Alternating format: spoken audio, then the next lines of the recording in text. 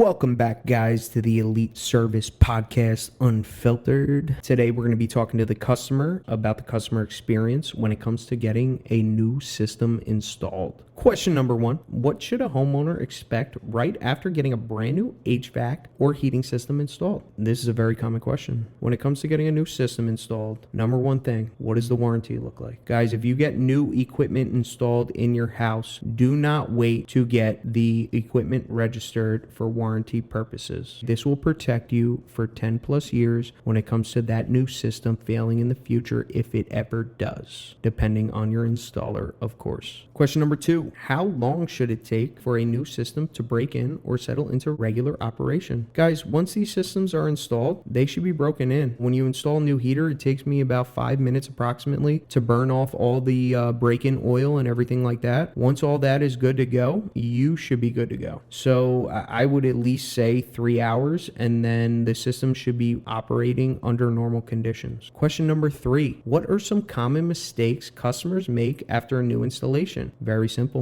This all goes back to the filters. Guys, just because you got a new system doesn't mean you're good for 5 years. You still have to, every 3 to 6 months, replace and check your air filters. Question number four for the customer, how can customers tell if their new system was installed properly? Very simple answer. Take a picture of that thing, post it to Facebook, and honestly ask for feedback. This not only ensures that your system was installed properly, but you're getting feedback from thousands of people across the internet who've probably run into the same problem and situation as you. Question number five for the customer, what's the most important thing to do in the first week after installation? Properly monitor the system. That is the answer. When you get a system installed, don't just pay no mind to it. Watch your thermostat. Monitor how that system's working. Kind of see if you're comfortable, if you're not, if there's air balancing needed, different things that come into play when you get these systems installed. Just properly monitor the systems. Maintenance and care. Okay, this is very important. Question number one, even though it's new, why does the system still need annual maintenance? Guys, you buy a brand new car, you put 5,000 miles on it. What are you doing? You're doing an oil change, okay? That's proper maintenance. After you do that oil change after 5,000 miles, and let's just say you got 20,000 miles on the thing, you need brakes. What do you think? Your new car has never-ending brakes? No, it's the same exact thing when it comes to heating and air conditioning systems. You put so much time under these things, they need maintenance. Maintenance happens twice a year, one for the heating season, one for the cooling season. These are very important. It's important to do your heating maintenances in the fall time, September, October, November, and it's important to do your cooling maintenances in February, March, and April, okay? Right before the heat comes, right before the cold comes. Question number two, when it comes to maintenance and care for the new equipment, what are the best ways to protect a new heating system and keep it running like new? Comes back to proper maintenances. Change your filters, have your technician come out twice annually, double check your systems, make sure they're running efficiently, and you shouldn't have a problem. Okay. Question number three, when it comes to maintenance and care for the new equipment. How does skipping the first maintenance visit affect the warranty? Guys, if you're not doing your maintenances, how do you expect somebody to do their job when you're not doing yours? Do your maintenances and you won't have a problem. Question number four, when it comes to maintenance care for the new equipment. What kind of maintenance schedule should a new system and the owner follow? Guys, like I've been saying and preaching, twice annually. Do one right before the heating season. Do one right before the cooling season. That's when you should do your annual maintenances. Question number five, when it comes to maintenance and care for the new equipment. How do air filters, drain lines, or condensate pans play into keeping the new systems efficient? These are things you typically take care of on your annual maintenances. You always change your air filter. The air filter not only is the filter for your lungs, but it's the filter for the system. Its number one job is to keep the system clean so it runs most efficiently. Change your filters. The drain lines, always blow the drain lines out. 80% of the time, drain lines are the reason why you go on a service call or why your system needs service. There is matter that builds up over time from your air and the moisture that builds up in these drain lines. It's very important that you clear these drain lines because they will cause a clog and they will be the reason why your system shuts down. Okay, when it comes to efficiency, performance, and value, how can customers make sure they're getting full efficiency of their new equipment as promised?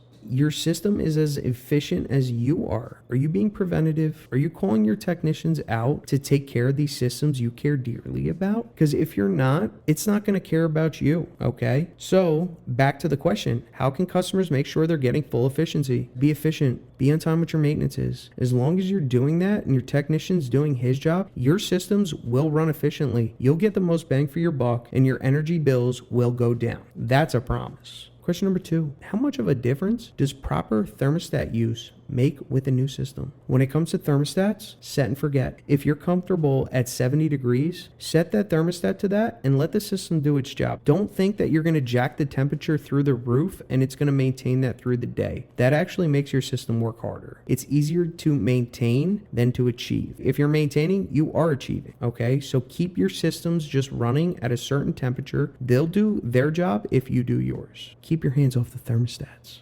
Question number 3, why might a new system still have high utility bills? And how can that be fixed? When you opted for this new equipment, did you opt for the lowest option? Because I'll tell you this, if you're going for the best price, then you're not going for the best energy efficiency bill. If you buy cheap equipment, you're going to spend more in energy efficiency. If you buy higher end equipment, it's typically higher efficiency, and your energy efficiency bills will reflect off of that. Okay, number 4, what are some simple settings or features customers often overlook on the new system?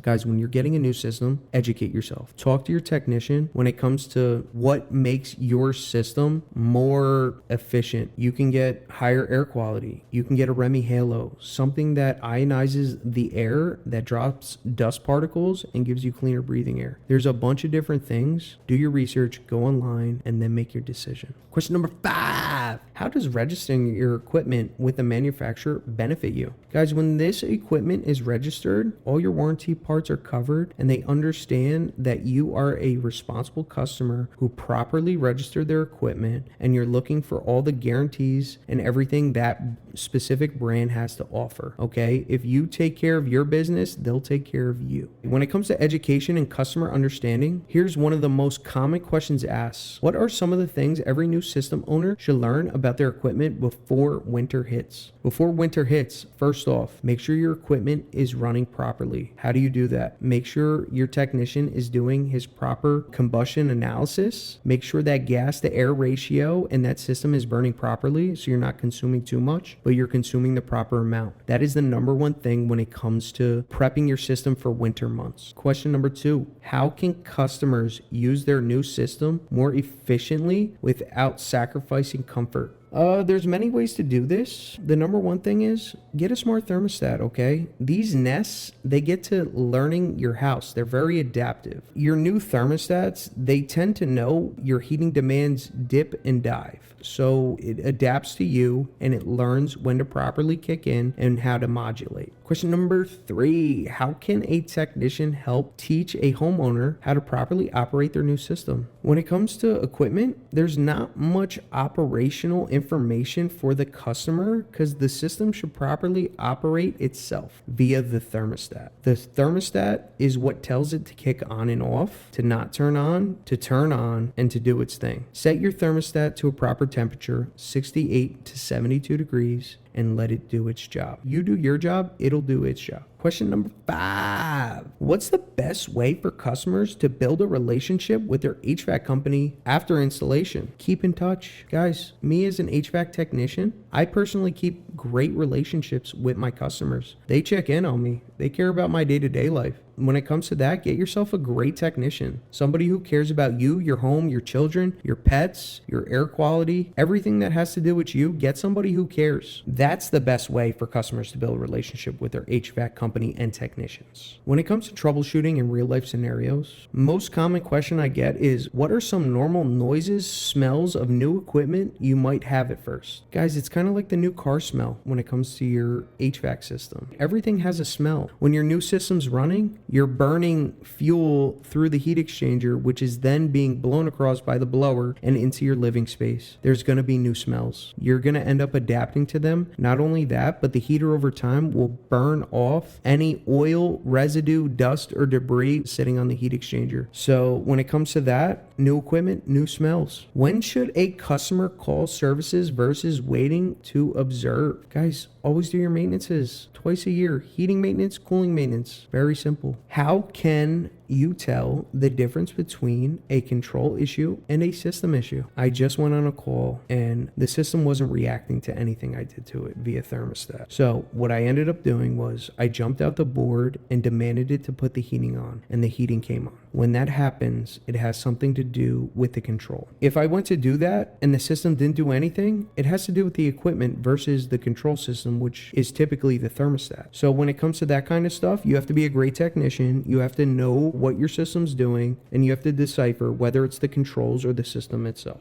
What's one piece of advice you'd give to every homeowner about caring for their new HVAC system? Very important. Do your maintenances. Guys, these maintenances occur twice a year. One in the fall time and one in the springtime, okay? Why in the fall time? Because you're looking to preventatively take care of the system before it's under high demand in the coldest season of the year, which is winter. Also, in the springtime, right before it's in the hottest time of the year, of the summer. Guys, you do these maintenances because it helps your system take a load off. It helps your system do its job properly because it's under proper working conditions. All right? That wraps up episode number 4 of the Elite Service Podcast, Unfiltered, guys. I hope you enjoyed this. I'm your host, Dominic Fernback. Catch us next week. Thank you. Have a great day. Like, comment, subscribe.